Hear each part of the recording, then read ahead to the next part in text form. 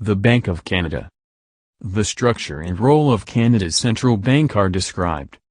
The Bank of Canada plays an important role in managing the money supply in Canada, taking action to increase and decrease the money supply as it sees fit. The Bank of Canada is the lender of last resort for chartered banks, charging them the bank rate. This rate, in turn, serves as the basis for establishing their prime interest rates. Financial pillar number 2, alternate banks. Trust companies.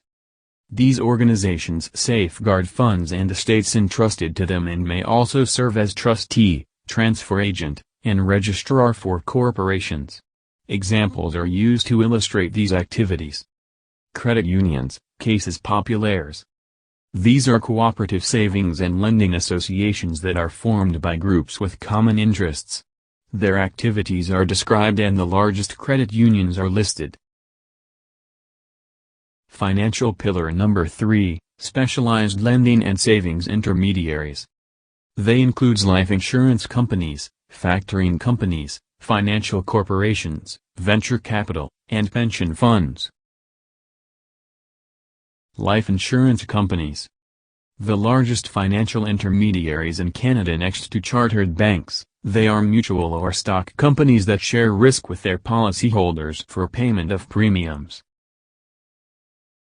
Factoring companies, by buying accounts receivable from a firm at less than the face value of the accounts, factoring companies take on the risk of credit loss and are a source of short-term funds. Financial corporations. Sales finance companies, for example, General Motors Acceptance Corporation, specialize in financing installment purchases by individuals or firms. Consumer finance companies, for example, Household Finance Corporation, make personal loans to consumers. Venture capital firms.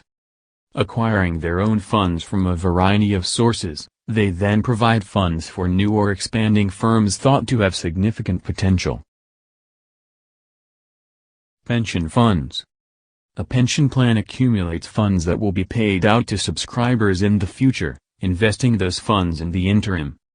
Financial pillar number 4, investment dealers. These are stockbrokers or underwriters perform two important financial functions, underwriting and brokerage. More detail on investment dealers is provided in Chapter 15. Other sources of funds. Government financial institutions and granting agencies.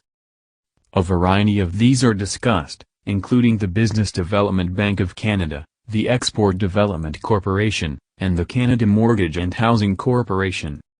As for international sources of funding, Canadian corporations and provinces have borrowed in foreign markets and been facilitated by Canadian financial institutions.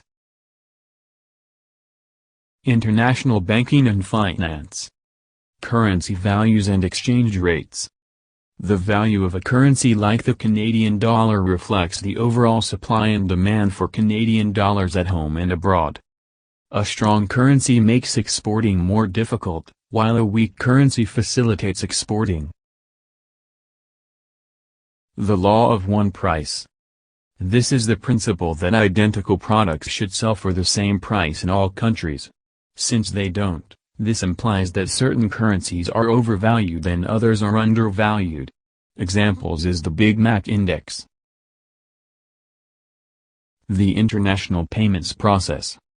Banks facilitate the exporting and importing of goods and services by converting foreign currency into local currency. The international bank structure. Worldwide banking stability relies on a loose structure of agreements among individual countries. The World Bank funds national improvements by making loans to build roads, schools, power plants, and hospitals. The International Monetary Fund promotes stability of exchange rates, provides temporary loans to member countries, encourages members to cooperate on international monetary issues, and encourages development of a system for international payments.